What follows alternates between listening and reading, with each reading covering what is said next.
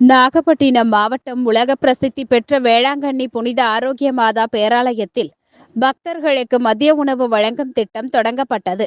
தஞ்சை மறை மாவட்ட ஆயர் சகாயராஜ் ஏற்பாட்டில் வேளாங்கண்ணிக்கு வருகை தரும் யாத்ரீகர்களுக்கு வருடம் முழுவதும் மதிய உணவு வழங்கும் திட்டத்தை பேராலய அதிபர் இருதயராஜ் தலைமையில் பங்கு தந்தை ஆரோக்கியராஜ் புனிதம் செய்து தொடங்கி வைத்தார். தினம்தோறும் மதியம் 12 மணி முதல் 3 மணி வரை வாழை இலையில் சாம்பார் கூட்டு பொரியலுடன் மதிய உணவு பரிமாறப்பட உள்ளது.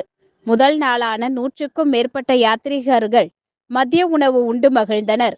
இதன் மூலம் பேராலயத்திற்கு வரக்கூடிய நூற்றுக்கணக்கானோர் பயனடைவார்கள் என பேராலய அதிபர் இருதயராஜ் தெரிவித்தார். மனிதன் உடல் வளமைக்காக உண்டாக்கிய இந்த உணவை குறிப்பாக நாங்கள் இன்று மன்றாடுகிறோம். எல்லாம் வல்ல இறைவன் தந்தை மகன் தூயாவி அனைவரையும் ஆசீர்வதித்து பாதுகாப்பாராக. திருச்சியை சார்ந்தவர் ஆகவே அவருக்கும் அவரோடு உழைத்த அனைத்து தொழிலாளர்களுக்கும் நம்முடைய நன்றியை தெரிவித்து